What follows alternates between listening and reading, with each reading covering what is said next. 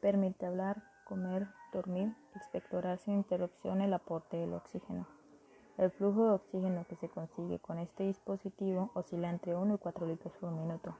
Las gafas nasales consisten en unos tubos plásticos flexibles que se adaptan a las fosas nasales y que se mantienen sobre los pabellones auriculares. Mascarilla simple, dispositivo que cubre boca, nariz y mentón del paciente.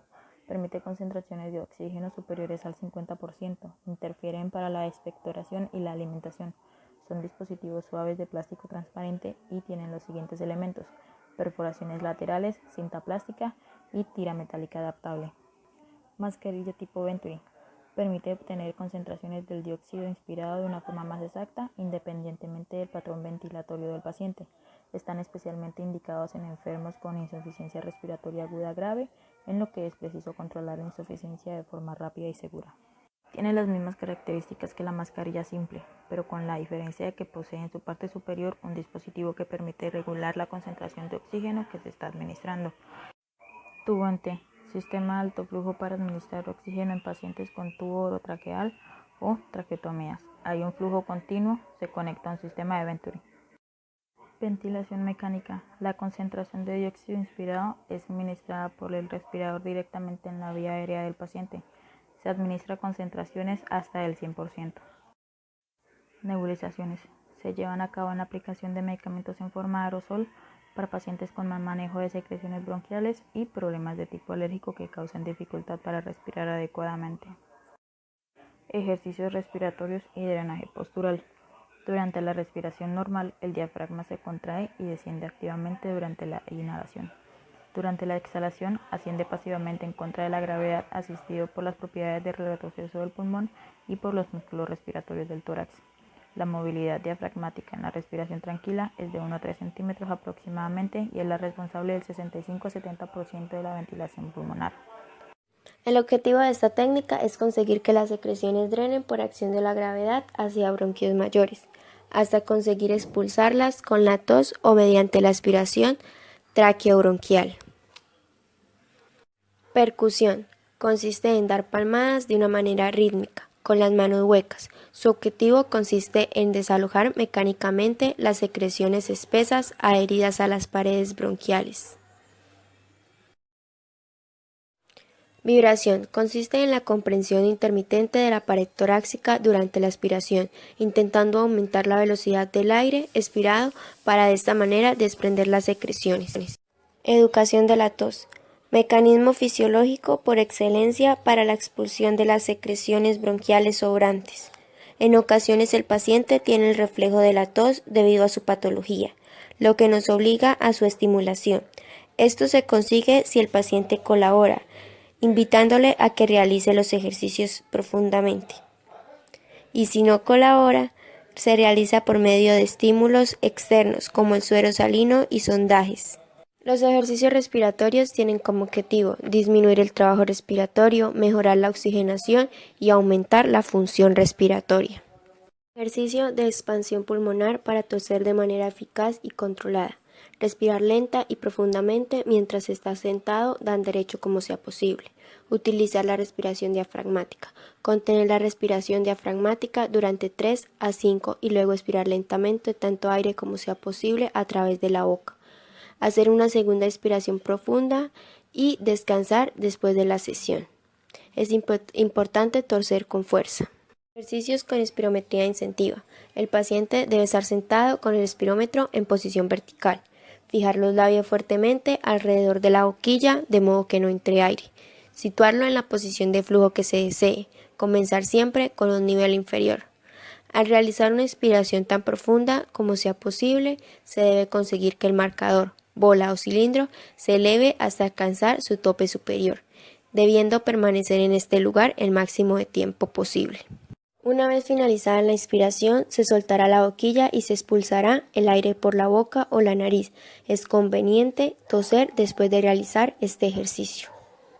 Aspiración por secreciones. Un paciente sometido a ventilación mecánica, ya sea mediante tubo endotraqueal o traqueostomía, ha perdido una función vital de la vía aérea superior como es la humidificación. El personal encargado de los cuidados de estos pacientes será el responsable de reemplazar esta humedad, ya sea mediante los humidificadores e incluso podría ser necesario, en caso de secreciones muy espesas, la instalación de suero fisiológico, previo a la expiración de las mismas. Las complicaciones que se pueden desarrollar relacionadas con la presencia de secreciones en el árbol bronquial son obstrucción del tubo endotraqueal, obstrucción de la cánula, hipoventilación e infecciones graves, siendo necesario la aspiración de las secreciones mediante una técnica siempre estéril. Signos que nos indicarán la presencia de secreciones. Secreciones visibles en el tubo orotraqueal. Sonidos respiratorios tubulares, gorgoteantes o ásperos. Disnea súbita. Crepitantes en la auscultación. Aumento de las presiones transtorácicas y caída del volumen minuto. Caída de la saturación de oxígeno y aumento de las presiones de gas carbónico. Los riesgos son hipoxia, arritmia, paro cardíaco, hipotensión y atelectasia. Hipoxia. Cuando aspiramos a un paciente, además de secreciones, también le aspiramos oxígeno. Es necesario hiperventilar al paciente antes y después de la aspiración, administrando al menos 5 insuflaciones conectando a un flujo de oxígeno al 100. En el caso de estar conectado a un ventilador, podemos cambiar la fracción de oxígeno inspirada al 100%. Efectos de la hipoxia sobre el cuerpo. En la hipoxia atmosférica, la oxigenoterapia puede corregir completamente la disminución de la concentración de oxígeno. Supone un tratamiento eficaz en el 100% de los casos. En la hipoxia por hiperventilación, una persona que respira oxígeno al 100 puede mover hasta 5 veces más oxígeno hacia los alveolos con cada respiración que cuando respira aire normal. En la hipoxia producida por la alteración de la difusión de la membrana alveolar, se produce esencialmente el mismo efecto que en la hipoxia por hiperventilación. En la hipoxia producida por anemia, transporte anormal por el oxígeno, por la hemoglobina, deficiencia circulatorio o cortocircuito fisiológico. El tratamiento es mucho menos útil porque ya se dispone de una cantidad normal de oxígeno en los alveolos. Por el contrario, el problema es que uno de los mecanismos para transportar oxígeno en los pulmones es a los tejidos es deficiente. Atelectasias. La alta presión negativa durante la aspiración puede causar colapso alveolar e incluso pulmonar. Con el fin de prevenir esta complicación, asegúrese de que la sonda de aspiración sea de tamaño adecuado.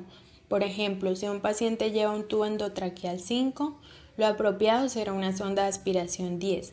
El nivel seguro para la aspiración estará comprendido entre 80 y 120 milímetros de mercurio. Equipo: aspirador con capacidad para alcanzar niveles de aspiración entre 80 y 120 milímetros de mercurio. Sondas de aspiración de varios calibres, guantes estériles, solución estéril para enjuagar la sonda, gasas, elementos de protección personal, jeringa y ambu o resucitador manual. Procedimiento: colocación de los elementos de protección personal, lavado de manos, comprobar el funcionamiento del aspirador, preservar la intimidad del paciente, informar del procedimiento al paciente, colocarlo en decúbito supino, flower o semiflower, auscultar los campos pulmonares, conectar la sonda de aspiración al sistema, colocarse los guantes estériles. Para la aspiración orofaringea o nasofaringea, introducir la sonda por la boca o por la nariz. Para la aspiración por traqueostomía, introducir la sonda de aspiración como máximo 1 centímetro más de la longitud de la cánula. Iniciar la aspiración de forma intermitente con pequeños movimientos oscilatorios de rotación mientras se va retirando la sonda. Retirar la sonda aspirando para limpiar las mucosidades de las vías altas. No debe superar los 8 o 10 segundos. Nunca se debe introducir la sonda aspirando. Comprobar la permeabilidad de las vías aéreas. Repetir las veces que sean necesarias. Desechar la sonda, la mascarilla y los guantes tras la aspiración. dejar al paciente limpio y en posición cómoda, recoger el material, lavarse las manos y registrar la técnica realizada, el aspecto y la cantidad de las secreciones, la tolerancia del paciente y si se han presentado algunas complicaciones. Métodos de aspiración por tubo orotraqueal. Método abierto. Material a utilizar. Fuente de oxígeno conectada a un ambu con aporte de oxígeno.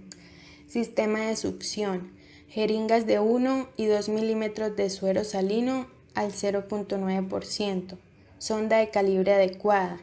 Es aconsejable que las sondas vayan provistas de una válvula de control de succión. Procedimiento: auscultar todos los campos pulmonares, monitorizar al paciente. Debe realizarse acompañado para garantizar la estricta técnica séptica. Conectar la succión, hiperventilar al paciente, colocarse los guantes. El ayudante debe desconectar el tubo endotraqueal del sistema de ventilación. Introducir la sonda con movimientos rotatorios, evitando producir reflejos vasofaciales al estimular la mucosa traqueal. Si las secreciones son muy espesas, se deben fluidificar. El tiempo recomendado a la succión por la sonda no debe exceder de 10 minutos. Dejar al menos 1 minuto de descanso entre la segunda o sucesiva sección. Realizar la aspiración hasta que haya una recuperación en la saturación de oxígeno por encima del 90%. Si la saturación no sube por encima del 90%, se debe ventilar con ambu al menos durante 2 minutos hasta conseguir la saturación por encima del 90%. Toracostomía o toracocentesis. Toracocentesis se refiere a la inserción de una aguja o catéter en la cavidad pleural con el fin de extraer aire o líquido de la misma.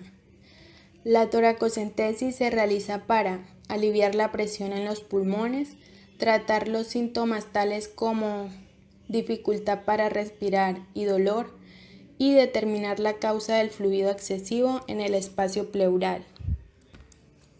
Técnica: revisar la radiografía simple del tórax, utilizar mascarilla y guantes estériles, preparar y colocar el campo, infiltrar anestesia local y confirmar la presencia de aire o líquido, introducir la aguja de toracocentesis, aspirar la muestra, retirar la aguja y aplicar apósito estéril, enviar la muestra para estudio y hacer una radiografía del tórax. Toracostomía es el ingreso a la cavidad pleural a través de un espacio intercostal. Toracostomía cerrada es la inserción percutánea de un tubo en la cavidad pleural a través de un espacio intercostal para drenar aire, sangre, bilis, pus u otros líquidos. Procedimiento: el paciente debe estar colocado en posición semi-flower en un ángulo de 45 grados o sentado. El brazo del lado afectado se debe colocar en la parte posterior de la cabeza del paciente. El sitio de inserción se debe valorar previamente de acuerdo a la radiografía del tórax. Se puede marcar con tinta el sitio donde se va a insertar el tubo. Se debe realizar asepsia y antisepsia en 3 tiempos. La infiltración de la anestesia local debe ser generosa.